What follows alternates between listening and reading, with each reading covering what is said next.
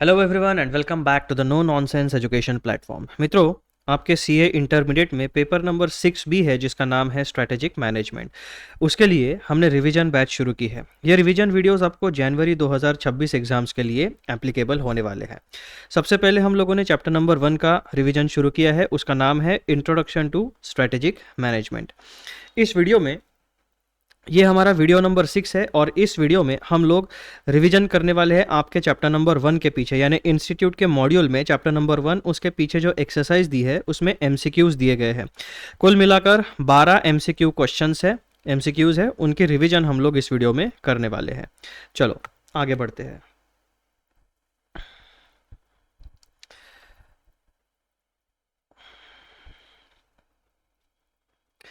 Multiple choice questions. जिन भी बच्चों के पास मेरे नोट्स अवेलेबल नहीं है क्लास के, वो लोग इंस्टीट्यूट के मॉड्यूल को भी रेफर करके इन वीडियोस को यूज़ कर सकते हैं। आईसीएआई के मॉड्यूल यानी कौन सा एडिशन आपको यूज़ करना है, जुलाई 2024 वाला मॉड्यूल आपको जनवरी 2026 एग्जाम्स के लिए एप्लीकेबल होने वाला है। एमसीक्यूज मॉड्यूल के पेज नंबर 1.28 से लेकर 1.31 तक आपको मिलेंगे। वो पेजेस आप रेफर करिए और इन वीडियोस को आप यूज़ कर सकते हो because the entire notes are based on institutes module. सबसे पहला MCQ, strategy is a game plan used for which of the following. Strategy एक गेम प्लान है, वो नीचे दिए गए किन चीज़ों के लिए यूज़ किया जाता है? To take market position, to attract and satisfy customers and to respond to dynamic and hostile environment. अगर आपको याद हो तो स्ट्रेटेजी क्या है? स्ट्रेटेजी एक लॉन्ग रेंज ब्लूप्रिंट है, एक ओवरऑल गेम प्लान है। अब कोई भी बिजनेस जो होता है वो क्या चाहता है? एक स्ट्रॉन्ग मार्केट पोजिशन चाहता है। एक बिजनेस हाउस क्या चाहता है? To attract and satisfy more and more customers. एक बिजनेस हाउस क्या चाहता है? उसका जो बिजनेस एनवायरनमेंट है वो हॉस्टाइल एंड डायनामिक होता है, उसको सही तरीके से रिस्पॉन्ड करना चाहता है। दैट मीन्स स्ट्रैटेजी जो है एक प्रकार का गेम प्लान है जो इन बिजनेस हाउसेस को इन तीनों एक्टिविटीज़ को, इन तीनों टास्क को, इन तीनों ऑब्जेक्टिव्स को फुलफिल करने में मदद करता है। और इसीलिए क्वेश्चन नंबर 1 का सही जवाब होगा आपका option number D, all of the above. Question number 2 क्या कहता है? Which of the following is correct, यानी नीचे दिए गए स्टेटमेंट्स में से कौन सा स्टेटमेंट करेक्ट है? Strategy is always pragmatic and not flexible. तो यहाँ पर प्रैग्मेटिक तो होती है स्ट्रेटेजी, लेकिन स्ट्रेटेजी फ्लेक्सिबल होती है। That means A is not correct. Strategy is option number B, strategy is not always perfect, flawless and optimal. Strategy is always perfect, flawless and optimal and strategy is always flexible but not pragmatic. अब यहाँ पे यार अब देखो, जब हम option C के बारे में बात करते हैं, strategy is always perfect, flawless and optimal, जबकि हमें पता है कि कोई भी सिस्टम, कोई भी डिसीजन किसी भी सिनेरियो में परफेक्ट नहीं हो सकता है। ठीक है, तो सी भी हमारा निकल गया।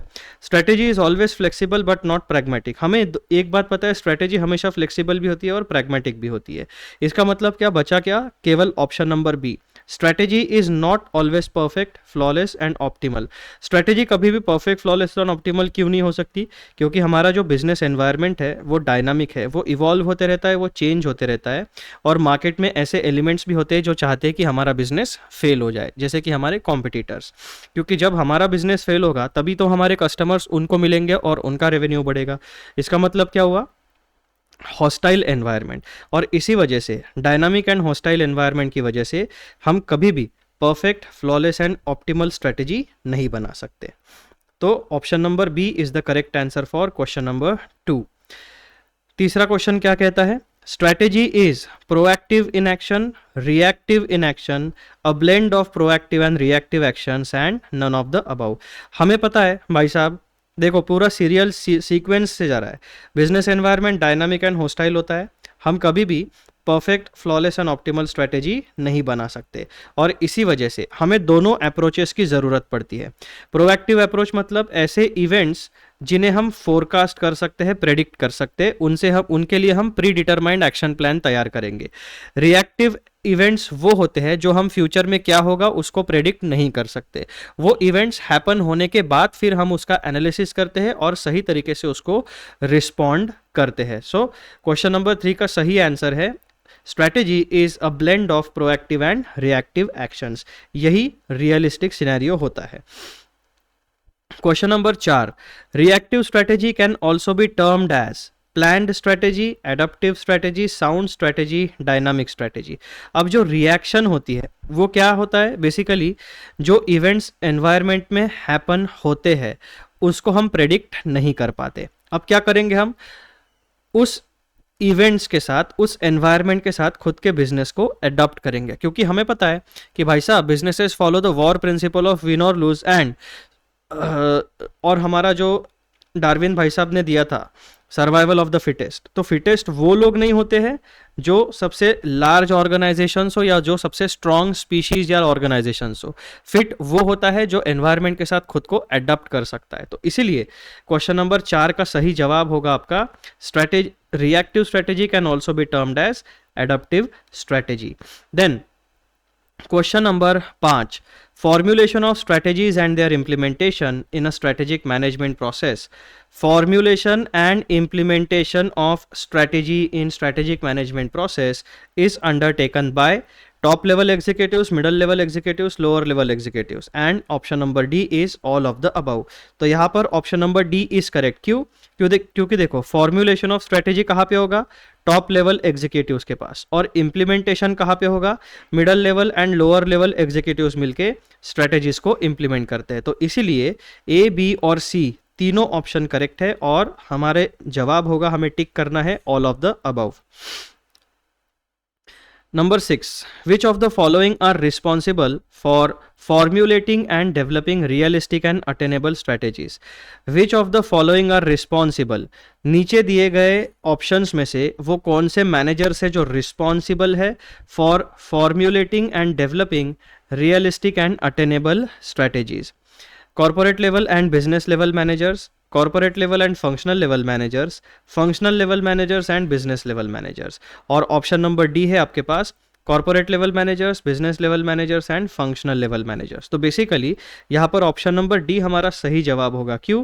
क्योंकि देखो भाई साहब, स्ट्रैटेजी हमेशा जो भी ओनर रहेगा वो हमेशा ऐसे ही लोगों को हायर करेगा जो realistic and attainable goals and objectives को सेट कर सकते हैं। बेसिकली अगर कोई भी बिजनेस ओनर है, उसका अनरियलिस्टिक विजन है कि भाई साहब मुझे अपना खुद का चांद बनाना है, क्या बना सकते हो क्या आप? आज के समय में वो टेक्नोलॉजी अवेलेबल है क्या, वो नॉलेज बेस अवेलेबल है क्या, उतने रिसोर्सेस अवेलेबल है क्या कि आप अपना खुद का सोलर सिस्टम बना सको, आपका खुद का यूनिवर्स बना सको? नहीं है। तो ये मैंने एकदम एक्सट्रीम एग्जाम्पल आपको दिया है। तो आप बिजनेस के कॉन्टेक्स्ट में हमेशा यही देखोगे कि भाई साहब तीनों लेवल पे जो मैनेजर्स होते हैं, that means corporate level managers, business level managers and functional level managers, ये तीनों भी इन्वॉल्व होते हैं हमेशा for developing realistic and attainable strategies. अब आपको उसकी डिफिकल्टी लेवल कम या ज्यादा हो सकती है। हो सकता है कि कोई कॉर्पोरेट लेवल जो मैनेजर्स होंगे, जो सीईओज है, जो बोर्ड ऑफ डायरेक्टर्स है, बहुत ज्यादा एम्बिशियस हो, तो उसकी डिफिकल्टी लेवल बहुत बढ़ जाएगी। लेकिन इसका मतलब ये नहीं है कि वो रियलिस्टिक या अनरियलिस्टिक या अनअटेनेबल स्ट्रेटेजी है। डिफिकल्टी लेवल उसमें रिसोर्सेज बहुत ज़्यादा लग सकते हैं, समय बहुत ज़्यादा लग सकता है, रिसर्च एंड डेवलपमेंट बहुत इंटेंसली करना पड़ सकता है। तो ऐसे अलग अलग पैरामीटर्स होते हैं। लेकिन क्वेश्चन नंबर 6 का जो हमारे सिनेरियो में सवाल पूछा गया है, उसका सही जवाब आपका आएगा option number D. Next question, question number 7 क्या कहता है? Which of the following managers role is to translate general statements और strategies into concrete strategies for their individual businesses. अब ये क्वेश्चन नंबर 7 वाला जो है ना, ये थोड़ा सा झोल है। यहाँ पर मेरे ओपिनियन में एक ड्रॉबैक है, यहाँ पर गलत ऑप्शन आपको दिया गया है। यहाँ पर सवाल आप अच्छे से पढ़ो। Which of the following managers, यानी 3 लेवल है, corporate level manager, business level managers and functional level managers, इन तीनों में से ऐसे कौन से मैनेजर्स हैं जिनका रोल है to translate the general statements और strategies into concrete strategies for their individual businesses? ऐसे कौन से मैनेजर्स हैं? अब देखो, ये जो जनरल स्टेटमेंट्स या स्ट्रेटेजीज है ना, ये हमेशा कॉर्पोरेट लेवल पे बनती है, फिर इनको नीचे भेजा जाता है बिजनेस लेवल मैनेजर्स के पास, और फिर बिजनेस लेवल मैनेजर से एग्जीक्यूशन के लिए भेजा जाता है फंक्शनल लेवल मैनेजर्स के पास। तो यहाँ पर इस सवाल का सही जवाब है बिजनेस लेवल मैनेजर्स। ये जो जनरल स्टेटमेंट्स कॉर्पोरेट लेवल से आते हैं, उनको ट्रांसफॉर्म करना इनटू कॉन्क्रीट स्ट्रेटेजीज, ये बिजनेस लेवल मैनेजर्स का काम होता है। लेकिन अब इंस्टीट्यूट ने यहाँ पर हमें ऑप्शंस में दिया है supervisor, functional manager, CEO of the company and all of the above. तो आपको सही जवाब, कॉन्सेप्चुअली सही जवाब इसका है बिजनेस लेवल मैनेजर्स। यहाँ पर ऑप्शन में बिजनेस लेवल मैनेजर होना चाहिए था, लेकिन हमारे इंस्टीट्यूट ने क्या दिया है, फंक्शनल लेवल मैनेजर्स, और इसका सही आंसर भी इंस्टीट्यूट ने इसी को माना है। तो आप भी क्या करोगे, एग्जाम में अगर सवाल आता है तो हम इंस्टीट्यूट के मॉड्यूल को ही मानेंगे, चाहे वो प्रिंटिंग एरर हो या कुछ भी हो। जो इंस्टीट्यूट के मॉड्यूल में दिया हुआ है उसी को हम एग्जाम में लिखने वाले। लेकिन as a student, as a learner, आपको सही जवाब क्या है और सही ऑप्शन क्या है वो पता होना चाहिए। इसलिए मैंने आपको complete scenario with respect to question number 7 समझा दिया है। ठीक है दोस्तों, तो यहाँ पर आपका सही जवाब रहेगा फंक्शनल मैनेजर। ना सुपरवाइजर का काम होता है ना सीईओ का काम होता है। सीईओ ऑफ द कंपनी कहाँ पे बैठता है, कॉर्पोरेट लेवल पे। वो क्या करता है, जनरल स्टेटमेंट एंड स्ट्रेटेजीज बनाता है। ऑल ऑफ द अबव भी नहीं हो सकता है, तो बचता क्या है आपके पास, केवल और केवल फंक्शनल लेवल वाला ऑप्शन। ठीक है, या फिर यहाँ पर ऑल ऑफ द अबव की जगह पर नन ऑफ द अबव अगर होता तो हम डी सिलेक्ट करते। तो दो सिनेरियोज आपके यहाँ पर कॉन्सेप्चुअली करेक्ट बनते हैं, या तो ये वाला ऑप्शन आपको नन ऑफ द अबव रखना चाहिए था, या फिर यहाँ पर आपको बिजनेस लेवल मैनेजर का आंसर देना चाहिए था। So this is a tricky situation for students, लेकिन मैं आपको क्या सजेस्ट करता हूँ, इंस्टीट्यूट ने जो दिया है वही आपको एग्जाम में लिख के आना है, ताकि अगर मार्क्स इंस्टीट्यूट देता है प्रिंटिंग एरर के या जो भी, तो आपको यहाँ पर मार्किंग मिल जाएगा। क्वेश्चन नंबर 8 क्या कहता है, which statement should be created first and foremost, यानी स्ट्रेटेजी, विजन, ऑब्जेक्टिव्स और मिशन में से सबसे पहले कौन सा स्टेटमेंट बनना चाहिए। तो हमें तो पता है भाई साहब कि विजन सबसे पहले बनता है, ठीक है। उस विजन को फिर मिशन स्टेटमेंट में कन्वर्ट किया जाता है, और फिर मिशन स्टेटमेंट को गोल्स एंड ऑब्जेक्टिव्स में कन्वर्ट किया जाता है, और इन गोल्स एंड ऑब्जेक्टिव्स को अचीव करने के लिए फिर बनती है कॉन्क्रीट स्ट्रेटेजी। तो विच of the following should be created first and foremost, तो सबसे पहले आपको जनरल विजन आपका बनाना पड़ेगा। ठीक है, तो correct answer is B, vision. Question number 9 क्या कहता है, strategic management enables an organization to dash instead of companies just responding to threats in their business environment। Strategic management enables an organization, strategic management ये जो topic है, ये जो concept है, ये जो मेथोडोलॉजी है, ये ऑर्गेनाइजेशन को एनेबल करता है क्या करने के लिए, to be proactive, determine whether the threat will subside, avoid the threats, defeat their competitor. देखो अब ये भी एनेबल करता है, लेकिन सबसे एक्यूरेट आंसर क्या है, to be proactive.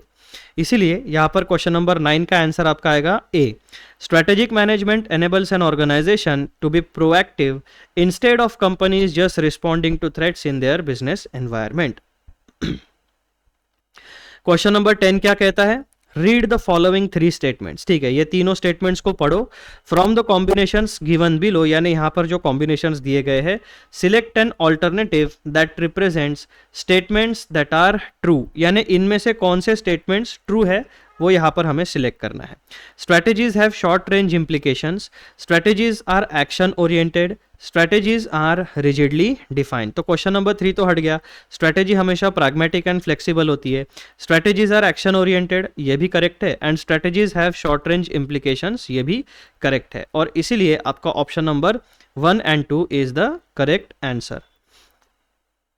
Question number 11 क्या कहता है यहां पर, what involves formulating, implementing and evaluating cross-functional decisions that enable an organization to achieve its objective। 3 प्रकार के एक्टिविटीज हैं, formulating, implementing and evaluating cross-functional decisions that enable an organization to achieve its objective।